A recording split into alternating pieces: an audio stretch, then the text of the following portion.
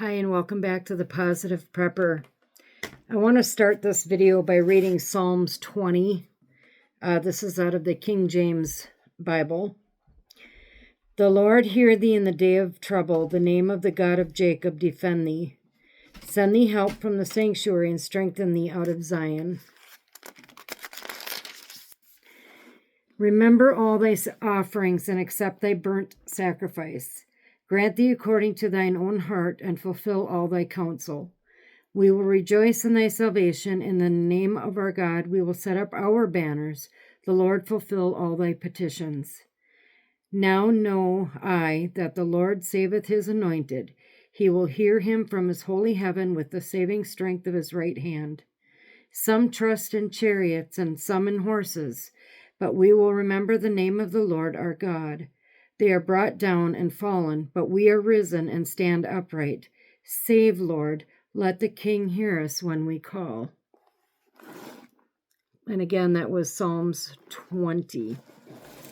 Now, the reason that I wanted to read that part of Scripture is because of all of the things that are going on, not just in the United States, but over in the Middle East. I told you in the last video that I did that I don't believe that this is just going to be about ICE. I believe that this is also going to be very anti-Semitic. I also believe it's going to be anti-Christian. I believe it's going to be anti-rule of law. I think it's going to be a free-for-all. So one of the things that's happening right now that has to do with Israel that I thought everybody should know if you're not already aware. In the last video, I talked about how it wasn't just people from South America that came across our southern border, that a lot of people came from countries that do not like the United States. There's a very real possibility right now that there is major escalation happening between Israel and Iran. Nothing confirmed. I can't give you proof. Many of the things that I looked into today were pointing in that direction. And it is very possible that Israel could go after Iran before Sunday. If that happens, and again, that's if. So I'm not saying this is going to happen. I'm saying if this happens, Iran is probably going to strike back at U.S. bases across the Middle East. We have a base in Saudi Arabia, so that would make our gas prices go up. We have bases all over, and this could escalate this into either a regional thing happening, and what is the United States' role in that if something were to happen. I have to be careful how I word things because right now I'm in Facebook jail for saying C exclamation mark V exclamation mark L and then W. So I got in trouble for saying those words just in the context of it's possible. And they put me in Facebook jail. Not the first time I've been there, so it's fine. But there is a very real possibility that this is going to happen before Sunday. So, once again, they are, the media's eyes are all focused on these nationwide protests, not realizing that these aren't just nationwide protests. These are things that are going to escalate globally. And I read this passage because I'm praying that God heeds the voice of Israel and that it is God guiding Israel and not just Israel reactive, if that makes sense. I also believe that there's a possibility that the current president may be in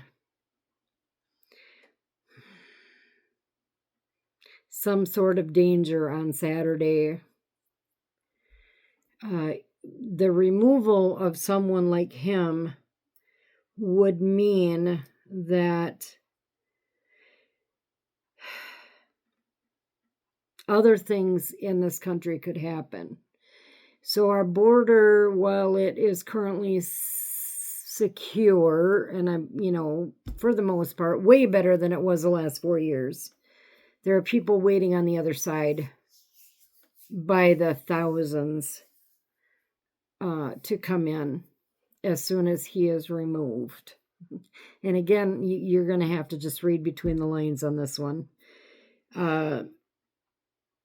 It's been attempted twice before, and I believe that it will be attempted again on Saturday at some point. Again, not saying it's going to happen. I can't predict anything. I can't predict future events. Never have proclaimed to be able to do that. It's just another layer that you need to be aware of. Same with the conflict between Israel and Iran. The other part, too, is that Mexico would be really happy to have our office, or our high office, empty, because they would like the land back that they had in 1830, which, if you look at that map, takes up about a quarter of what we call the United States right now. Mexico would have Arizona, New Mexico, Nevada, California, Texas, I believe. I don't remember all the states that are in there, but it's about a quarter of the United States. And that's what they would want if our current administration was removed from office. So we could have our hands full, or nothing could happen. But I wanted to let you know some of the other things outside of these riots that were going on. We have to pray that God's hand of protection is over our current president. Just like in Psalms, we have to pray that God hears Israel's cries and comes out in defense of Israel.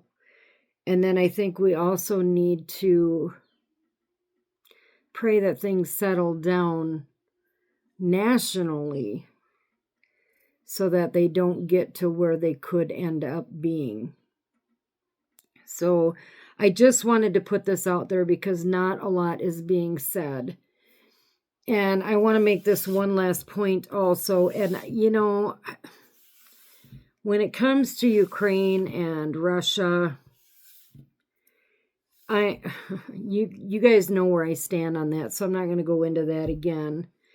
But there is word out there, and I haven't been able to clarify this.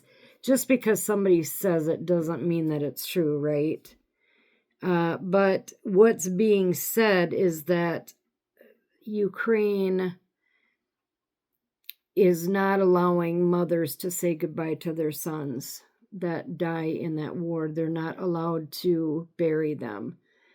They are being put in these mass graves and listed as missing so that the government wouldn't have to pay the benefits to the family. And then also that Russia has been trying to get Ukraine to take their fallen soldiers, and Russia's holding them in these freezer boxes so that they can send them back to their families, and Ukraine government is basically saying, no, we don't want them. Whether that's true or not, I don't know. But the United States has their hands all over a lot of this. So I hear a lot of people talking about the fall of Babylon. And I don't know.